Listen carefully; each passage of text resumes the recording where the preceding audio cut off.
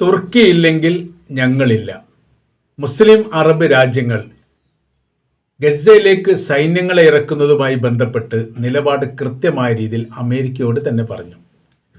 കഴിഞ്ഞ ദിവസമാണ് ഈ വിഷയവുമായിട്ട് ബന്ധപ്പെട്ട് വലിയ രീതിയിലുള്ള ചർച്ചാ സംബന്ധമായ കാര്യങ്ങൾ നടന്നത്. ഗസയിലേക്ക് മുസ്ലിം സൈന്യങ്ങളെ ഇറക്കും, അതുമായി ബന്ധപ്പെട്ട കാര്യങ്ങളൊക്കെ ആവർത്തിച്ചുകൊണ്ട് അമേരിക്കയുടെ പ്രസിഡന്റ് പറയുന്നതോടനുബന്ധിച്ച് തന്നെ തുർക്കി സൈന്യത്തെ ഗസയിൽ ഇറക്കില്ലെന്ന് ഇസ്രായേൽ അതിന് മറുപടിയായിട്ട് പറയുകയും ചെയ്തു. തങ്ങളൊരു ജനാധിപത്യ സംവിധാനമുള്ള രാജ്യമാണ്, ഒരു ജുഡീഷ്യൽ സംവിധാനം ഈ രാജ്യത്ത് നിലനിൽക്കുന്നു, അതുകൊണ്ട് ഈ രാജ്യത്തിൻ്റെ കാര്യങ്ങൾ തീരുമാനിക്കേണ്ടത് ഇസ്രായേൽ തന്നെയാണ്.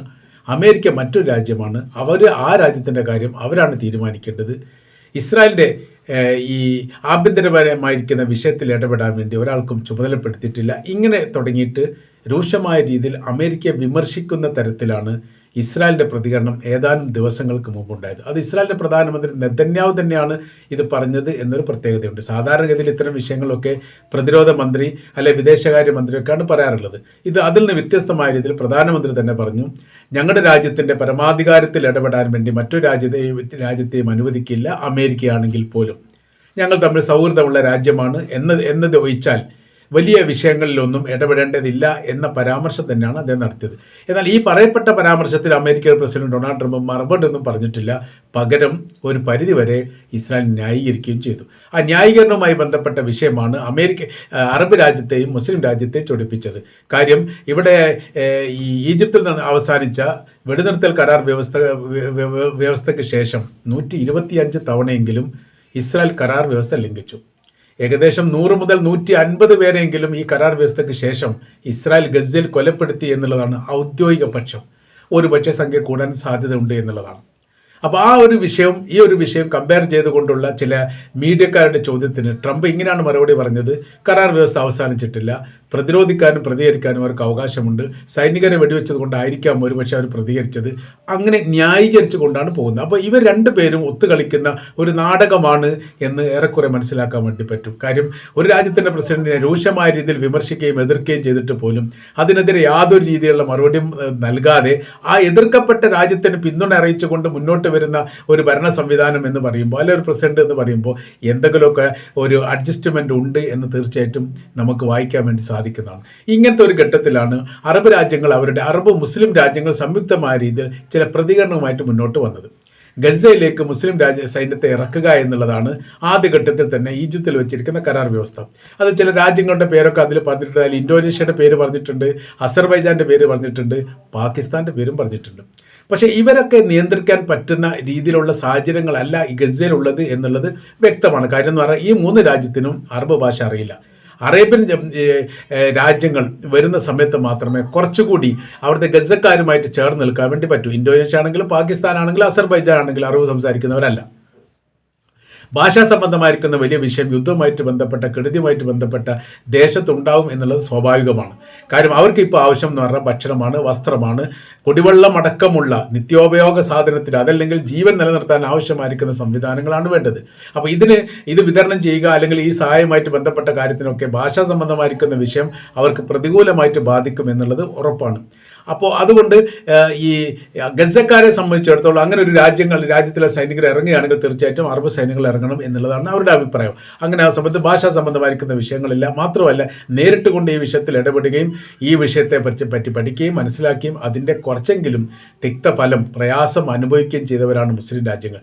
പല ഘട്ടങ്ങളിലും ഗസക്ക് വേണ്ടിയിട്ടും പാലസ്തീന് വേണ്ടിയിട്ടും, ഗസക്ക് വേണ്ടി വെസ്റ്റ് ബാങ്കിന് വേണ്ടിയിട്ടെല്ലാം വലിയ രീതിയിലുള്ള സാമ്പത്തികം നൽകിയവരാണ് സൗദി അറേബ്യയും ഖത്തറും UAEയും കുവൈത്തും ബഹ്റൈൻ അടക്കം ഈ മേഖലയിൽ പ്രവർത്തിക്കുന്ന അറബ് രാജ്യങ്ങൾ. എന്നാൽ അത്രയൊന്നും സഹായം ഇന്തോനേഷ്യ ഭാഗത്തുനിന്നോ പാകിസ്ഥാൻ്റെ ഭാഗത്തുനിന്നോ അസർബൈജാൻ ഒരു കാലത്തും ഉണ്ടായിട്ടില്ല. അപ്പോൾ ഈ വിഷയം ഭാഷാ സംബന്ധമായിരിക്കുന്ന ദേശസംബന്ധമായിരിക്കുന്ന ഒരു വിഷയത്തിൻ്റെ കൂടി ഭാഗമാണ്. അതുകൊണ്ട് ഇവിടെ മുറിവേൽക്കുന്ന സമയത്ത് ആദ്യം അതിന് മുറിവേൽക്കുക അറബ് രാജ്യങ്ങൾക്കാണ് എന്ന കാര്യത്തിൽ യാതൊരു സംശയമില്ല. ഇതിനൊക്കെ അടിസ്ഥാനത്തിലാണ് അറബ് രാജ്യങ്ങളോട് വളരെ പ്രാധാന്യത്തോടു കൂടി ഈ വിഷയത്തിൽ ഇടപെടണമെന്നും സൈന്യത്തെ അയക്കണമെന്നും അമേരിക്കൻ പ്രസിഡന്റ് ഡൊണാൾഡ് ട്രംപ് നേരിട്ട് തന്നെ പറഞ്ഞത്. അത് സൗദി അറേബ്യയുടെ സന്ദർശനത്തിലും ഖത്തറിൻ്റെ UAEയുടെ സന്ദർശനത്തിനൊക്കെ അത് പറഞ്ഞിട്ടുണ്ട്. പിന്നെ അത് പരസ്യമായ രീതിയിൽ അത് പുറത്ത് വന്നിട്ടില്ല എന്നുള്ളത് മറ്റൊരു രീതി. ഏതായാലും ഈ കാര്യങ്ങൾ അവർ സംസാരിച്ചിട്ടുണ്ട്. ആ സംസാരിച്ചതിന് അനുകൂലമായിട്ടോ പ്രതികൂലമായിട്ടോ മറുപടി പറഞ്ഞിട്ടില്ല എന്നാണ് മനസ്സിലാക്കാൻ പറ്റുന്നത്. സാഹചര്യത്തിനനുസരിച്ച് നമുക്ക് അങ്ങനെ എന്തെങ്കിലും ചെയ്യാൻ പറ്റും എന്ന് പറഞ്ഞ് അവസാനിപ്പിക്കുകയാണ് ചെയ്തത്. ഇപ്പോൾ ഇവിടെ വെച്ച് ഈ ഈജിപ്തിൽ 23ഓളം രാജ്യങ്ങൾ ക്ഷണിക്കപ്പെട്ടു. ആ രാജ്യങ്ങൾ ക്ഷണിക്കപ്പെട്ടതിൽ ഏറെക്കുറെ ഒരു കോർഡിനേഷൻ ഉണ്ടാക്കി. അതിൽ തുർക്കി ഉണ്ടായിരുന്നു, ഈജിപ്ത് ഉണ്ടായിരുന്നു, അങ്ങനത്തെ കുറേ രാജ്യങ്ങൾ. തുർക്കിയെ സംബന്ധിച്ചിടത്തോളം തുർക്കി കൃത്യമായിരിക്കും നിലപാട് പറഞ്ഞിട്ടുണ്ട്. ഈ കരാർ വ്യവസ്ഥയിൽ ഞങ്ങൾ പങ്കെടുക്കാൻ വേണ്ടി തയ്യാറാണ്, ഞങ്ങൾക്ക് അതിന് വിഷയ കാര്യങ്ങളൊന്നുമില്ല. പക്ഷേ ഒരു കണ്ടീഷൻ, അതിൽ ഇസ്രായേൽ ഉണ്ടാവാൻ പാടില്ല. ഇസ്രായേൽ ഉണ്ടാകുന്ന സമയത്ത് അവരുടെ മുഖത്ത് വെച്ചൊരു കരാർ വ്യവസ്ഥ ഉണ്ടാക്കാൻ തങ്ങൾക്ക് താല്പര്യം. അതിൻ്റെ കാര്യം എന്ന് വെച്ചാൽ കരാർ ലംഘിക്കുന്നവരാണ്, ഒരിക്കൽ പോലും അതവർ അംഗീകരിക്കില്ല എന്നതിനാൽ അവരുടെ മുമ്പിൽ വെച്ചൊരു കരാർ വ്യവസ്ഥ ഉണ്ടാക്കുക, പിറ്റേ ദിവസം അവർ തെറ്റിക്കുക, പിന്നെ അതിന് ശേഷം പൈ കേൾക്കേണ്ട ഒരു സാഹചര്യം വരിക, അത് തങ്ങൾ തയ്യാറല്ല എന്ന് പറഞ്ഞതോടുകൂടി ഈജിപ്തിൻ്റെ സംഘം അതിലേക്ക് പ്രവേശിക്കുന്നത് ഇല്ലാതായി. അത് തടയപ്പെട്ടു എന്നാണ് പറയുന്നത്. അതിനൊക്കെ ഒരു ഒഴിവ് കഴിവുകളൊക്കെ യഥാർത്ഥത്തിൽ ഈ ഇസ്രായേൽ പറയുന്നുണ്ടെങ്കിൽ പോലും ക്ഷണവുമായിട്ട് ബന്ധപ്പെട്ട കാര്യത്തിൽ ഇങ്ങനത്തെ ഒരു പ്രതിസന്ധി ഉണ്ട് എന്ന് അമേരിക്ക ഇസ്രായേലിനെ അറിയിച്ചതിൻ്റെ അടിസ്ഥാനത്തിൽ വരാതിരുന്നു എന്ന റിപ്പോർട്ടും കാണാൻ വേണ്ടി സാധിക്കുന്നു.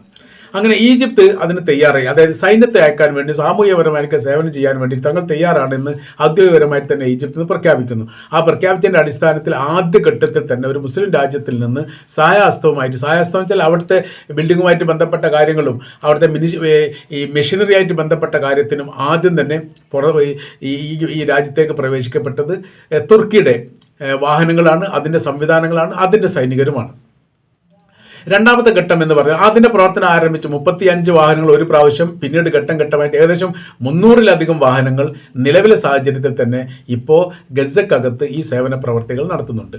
അപ്പോൾ അതിനോടനുബന്ധിച്ച് പിന്നെ രണ്ടാം ഘട്ട സൈനികരിറക്കുന്നതുമായി ബന്ധപ്പെട്ട വിഷയത്തിലേക്ക് ചർച്ച വന്ന സമയത്താണ് ഇസ്രായേൽ കർക്കശമായ രീതിയിൽ ഒരു നിലപാട് മുന്നോട്ട് വെച്ചത്. തുർക്കിയുടെ സൈന്യത്തെ ഗസയിൽ ഇറക്കാൻ വേണ്ടിയിട്ട് അനുവദിക്കില്ല, തങ്ങൾ തടയപ്പെടും എന്ന രീതിയിൽ തന്നെയാണ്. അതോടുകൂടി സംഘർഷാവസ്ഥ അതല്ലെങ്കിൽ മറ്റൊരു തലത്തിലേക്ക് ഈ വിഷയകാര്യങ്ങൾ എത്തി. ഈജിപ്ത് ആ വിഷയത്തിൽ കേട്ടു, കാരണം ഈജിപ്താണ് രണ്ടാം ഘട്ടത്തിൽ സൈന്യത്തെ അയക്കേണ്ടത്. പിന്നെ തൊട്ടടുത്ത ഘട്ടത്തിൽ ഘട്ടമായ രീതിയിൽ ഓരോരോ വിഭാഗത്തെ സൈന്യത്തെ അയക്കുക എന്നുള്ളതാണ്. ഗസയുടെ പുനർനിർമ്മാണത്തിന് സൈനികർ നിർബന്ധമായിട്ട് ആവശ്യമുണ്ട്, മെഷീനറി ആവശ്യമുണ്ട്. കൂട്ടായ രീതിയിലുള്ള സംവിധാനത്തോടു കൂടി മാത്രമേ ഈ പ്രശ്നത്തിന് പരിഹാരം ഉണ്ടാക്കാൻ വേണ്ടി സാധിക്കൂ എന്നെല്ലാവരും വിശ്വസിക്കുന്നു. അപ്പോൾ ആ ഒരു ഘട്ടത്തിലാണ് ഇസ്രായേൽ പറയുന്നത് തുർക്കിയുടെ സൈന്യത്തെ അയക്കില്ല എന്നുള്ളത്. അങ്ങനെ ആ സമയത്ത് ഇവിടെ വലിയ പ്രതിസന്ധി ഉണ്ടാവും. അതിൻ്റെ കാര്യം എന്ന് പറഞ്ഞാൽ അവിടെ കൃത്യമായിരിക്കുന്ന ആയുധങ്ങൾ അണിഞ്ഞ സൈനികർ തന്നെയാണ്. കാരണം കള്ളന്മാർ ഈ ഹമാസിനെതിരെ ഒരു ബദൽ സംവിധാനം ഇസ്രായേൽ അവിടെ ഉണ്ടാക്കിയിട്ടുണ്ട്. അവർ വെടിവെപ്പ് നടത്തുന്നുണ്ട്, വാഹനങ്ങൾ പിടിച്ചെടുക്കുന്നുണ്ട്, തട്ടിക്കൊണ്ടുപോകുന്നുണ്ട്. ഒരുപാട് വിഷയങ്ങൾ ഈ പ്രദേശത്തിൻ്റെ ഗസക്കകത്ത് ആഭ്യന്തരപരമായ രീതിയിൽ നടക്കുന്നുണ്ട്.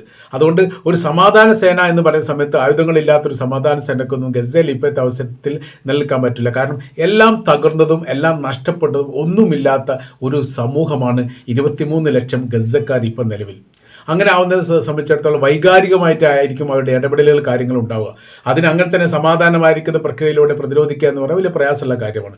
അത് സുശക്തരായിരിക്കുന്ന സൈനിക സേവനങ്ങളും സൈനിക പ്രവർത്തികളും അവിടെ അനിവാര്യമാണ്. അതുകൊണ്ടാണ് തുർക്കി ലോകരാജ്യത്തിൽ പങ്കെടുത്ത വലിയ സൈനിക ബലവും ശക്തിയുള്ള രാജ്യം എന്ന നിലക്കും അവരുടെ സൈനികർ അന്താരാഷ്ട്ര തലത്തിൽ അംഗീകാരം കിട്ടിയ സൈനികരാണ് എന്ന നിലക്കൊക്കെ അവർ ഈ കാര്യത്തിന് മുന്നോട്ട് നിന്നത്. അതോടുകൂടി ഈജിപ്തിന് ധൈര്യമായി, മറ്റു ലോകരാജ്യത്തിനൊക്കെ ധൈര്യമായി. എന്നാൽ ഈ തുർക്കിയുടെ സൈന്യത്തെ അയക്കില്ല, അനുവദിക്കില്ലെന്ന് ഇസ്രായേൽ പറഞ്ഞതോടുകൂടി എല്ലാ രാജ്യങ്ങളും പുറകോട്ട് പോയി.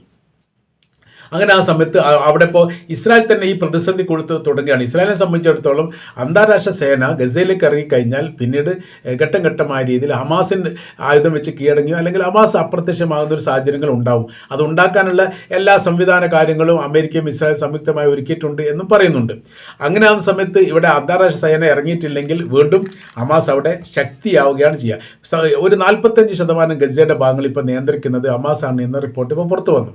ഇനി അതിൽ കൂടുതൽ പ്രദേശങ്ങൾ പിടിച്ചടക്കിക്കൊണ്ട് നിയന്ത്രണത്തിലാക്കാൻ വേണ്ടിയിട്ട് മറ്റൊരു പ്രതിരോധ സംവിധാനമില്ലെങ്കിൽ തീർച്ചയായിട്ടും ഹമാസിന് സാധിക്കും എന്ന് ഇസ്രായേൽ മനസ്സിലാക്കിയിട്ടാണ് ഇടയ്ക്കിടയ്ക്ക് അവർ എന്ത് ചെയ്യുന്നു, അവരുടെ ടണൽ കേന്ദ്രീകരിച്ചുകൊണ്ട്, ബങ്കറുകൾ കേന്ദ്രീകരിച്ചുകൊണ്ട് ആക്രമണം നടത്തുന്നു. ആ ആക്രമണത്തിലാണ് വെടിവെപ്പിലോ സ്ഫോടനത്തിലോ ഇസ്രായേൽ സൈനികർ കൊല്ലപ്പെട്ട വിവരങ്ങളൊക്കെ പുറത്തു വരുന്നത്. അതായത് ഇവർക്ക് വരച്ചിരിക്കുന്ന യെല്ലോ ലൈനിൻ്റെ അപ്പുറം കടന്നുകൊണ്ടുള്ള അന്വേഷണങ്ങൾ രാത്രി കാലങ്ങളിൽ ഇസ്രായേൽ സൈന്യം തുടരുന്നുണ്ട് എന്നുള്ളതാണ്. അങ്ങനെ ആ സമയത്ത് അപ്രതീക്ഷിതമായ രീതിയിൽ സ്ഫോടനങ്ങളോ മറ്റോ സ്ഫോടനത്തിലോ മറ്റോ ആണ് ഇവർ സൈനികർ കൊല്ലപ്പെടുന്നത് എന്നാണ് ഹമാസിൻ്റെ പക്ഷം. അതിൻ്റെ കൃത്യമായിരിക്കുന്ന കാര്യത്തെക്കുറിച്ചൊക്കെ അന്വേഷണം നടക്കുന്നുണ്ട്. ഏതായിരുന്നാൽ ഇപ്പോഴത്തെ സാഹചര്യം എന്ന് പറഞ്ഞാൽ ഇസ്രായേൽ ഏറെക്കുറെ പെട്ടുപോയിരിക്കുന്ന സ്ഥിതിയാണ്. മുന്നോട്ടും പുറകോട്ടും പോകാൻ പറ്റാത്തൊരു സാഹചര്യത്തിലേക്ക് അവരിപ്പോൾ എത്തിയിരിക്കുന്ന കാര്യം. ഈ തുർക്കിയെ ഇറക്കുന്നില്ലെങ്കിൽ അറബ് മുസ്ലിം സൈന്യം പിന്മാറും, അതായത് അവർ സൈന്യത്തെ ഇറക്കില്ല. അങ്ങനെ വരുന്ന സമയത്ത് ഇവിടെ ഹമാസിന് ശക്തിയും ബലവും കൂടും. ഹമാസിന് ഹമാസിൻ്റെ ശക്തിയും ബലവും എത്ര കാലം കൂടുന്നു അത്രയും ഇസ്രായേലിനെ സംബന്ധിച്ചിടത്തോളം അവർക്ക് ഭീഷണി, അവർക്ക് പ്രയാസമാണ്, അവർക്ക് ബുദ്ധിമുട്ടാണ്. ശക്തി ക്ഷയിക്കുന്ന സമയത്ത് മാത്രമേ ഇസ്രായേൽ എന്ന് പറയുന്ന രാജ്യത്തിന് രാജ്യമായിട്ട് നിലനിൽക്കാൻ പറ്റുകയുള്ളൂ എന്നുള്ള രാഷ്ട്രീയ നിരീക്ഷകരുടെ അഭിപ്രായം യാഥാർത്ഥ്യമാണ് എന്ന് പല അനുഭവത്തിൽ നിന്നും പല ഘട്ടങ്ങളിൽ നിന്നും ഇസ്രായേൽ മനസ്സിലാക്കിയതാണ്. ഏതായിരുന്നാൽ ഈ നിലപാടിൽ നിന്ന് ഇസ്രായേൽ സൈന്യം പിറകോട്ട് പോകാൻ സാധ്യത ഉണ്ട് എന്ന് ചില മീഡിയകൾ അഭിപ്രായപ്പെടുന്നു. അതിന് കാര്യം ഗസ എന്ന് പറയുന്ന പ്രദേശം കീഴടക്കിയിട്ട് ഈ ഇസ്രായേലിനെ സംബന്ധിച്ചിടത്തോളം അവർക്ക് സ്വന്തമാക്കി എടുക്കുക എന്ന് പറഞ്ഞാൽ നടക്കാത്തൊരു സംഭവമാണ് എന്ന് 2 വർഷത്തെ അനുഭവത്തിൽ നിന്ന് ഇസ്രായേൽ മനസ്സിലാക്കിയിരിക്കുന്നു എന്നതിനാൽ ഈ നയനിലപാടിൽ നിന്ന് മാറ്റം വരാനുള്ള സാധ്യതകളും ഇതിനോടനുബന്ധിച്ച് തന്നെ രാഷ്ട്രീയ നിരീക്ഷകർ വിലയിരുത്തുന്നു.